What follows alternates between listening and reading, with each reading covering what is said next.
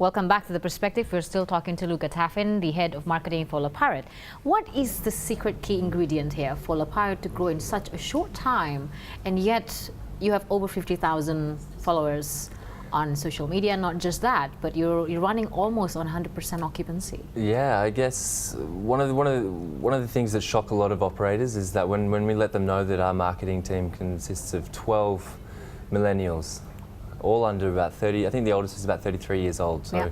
We managed to understand exactly what that market wants. I mean, between our graphic designers, between the social media staff, right, between the sales staff, the overall experience is really catered towards millennials, and obviously the design perspective of our hotels is very eye-catching and quite photogenic. So the combination of the service and the way that we try to market it with our images is mostly the key to the success. The last time that we posted a photo from our own library was maybe about 2 or 3 years ago. All of our images are shared from other people's experiences in our hotels. It's only when we maybe have a new project that we're opening where we've had to take professional images just to show what that new property is going to be like.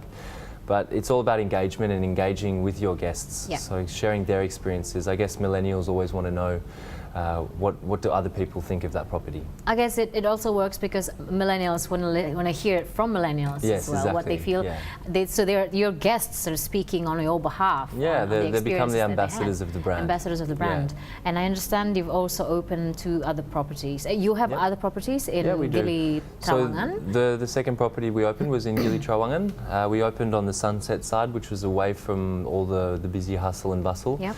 At that time, we opened 24 keys with a beach club, restaurant and pool bar. We were a bit sceptical on opening on the sunset side, but we always like to consider ourselves as pioneers. And now, obviously, this area of Gili Trawangan paving the way for others too. Paving the other way. And so once we showed that we could do it, a lot of other people gained the confidence to come in and start developing their hotels.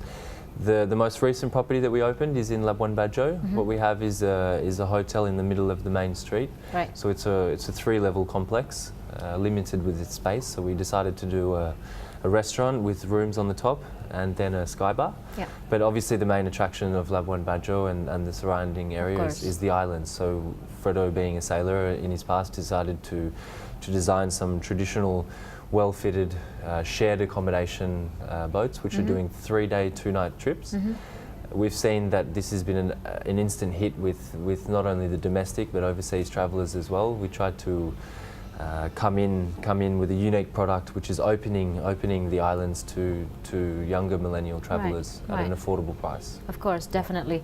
That's one of the unique points for the ones in Labuan Bajo. Now, we've noticed that you've chosen one tweet that's very consistent is trying to pick up remote areas rather than building on main islands or larger islands with better infrastructure. Yeah. So there's got to be very significant challenges here in terms of trying to get physically. Certainly. I mean, it depends on how remote you want to go. So if for example, in Labuan Bajo, what we have on our boats is there's no aircon.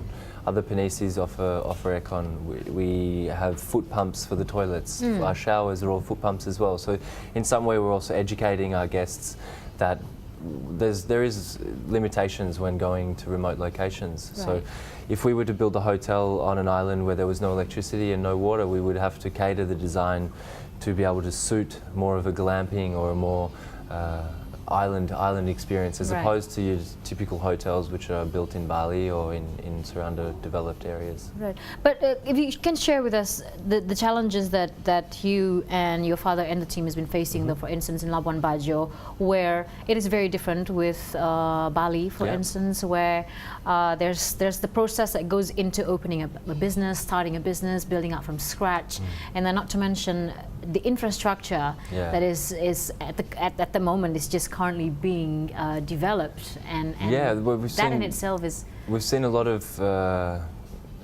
difficulty in the local infrastructure, in simple systems such as the rubbish collection, having decent water suppliers. Currently, until this date, everything is still trucked in by one supplier.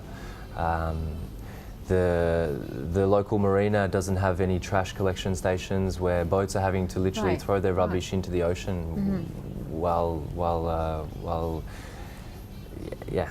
Yeah, it's a lot of difficult headaches in terms of infrastructure, but not only just infrastructure. We're having difficulty also recruiting skilled staff as well. So education seems to be the further you go, the big question mark into how do you create a product that you think can sell well and have it matched with the service that you would like it to be. The level of service that Yeah, you the level desire. yeah. So what happens? You recruit local Yep, talents. always and local. Yep. do you educate and train them in the process, making sure that Yeah, they certainly. have that same philosophy Yeah, as of what you're course. So trying to? prior to opening the property, during the building stages, we bring our team from Bali who have set up the previous hotels, and we Right. sort of, in Labuan Bajo, we started an English teaching course. We took someone from the local community just to teach them the basics, and then we followed up with 3-month training program on standard service of how to put a plate on the table, Right. when to clear, how to repeat an order. So just the simple basics in hospitality Yeah. was where we found the challenges, and Yeah. are still there today as well. So Hospitality is within Yeah. Indonesian culture, but then you do need to refine some of those talents and just making sure that they know how to communicate or receive of course. orders much better. So how many of local people that you have hired in total in all the three other In all the properties? 3 properties, so Nusa Ceningan, we have 25 staff. In Gili, 50, and probably between the boats and the hotel, another 50. So anywhere from 130 to 140 local staff working in each property. So this is a right now 3.2 billion rupiah business that is coming into the family, and you're looking to grow in Yeah, the we're looking next to grow. few months. So what's the plan for Le Pirate? Obviously, we've highlighted many different areas in Indonesia. We think that there's plenty of room for at least 20 Le Pirates. Obviously, we're monitoring the travel trends of backpackers, divers and surfing, as well as maybe typical attractions such as the volcanoes and stuff like that.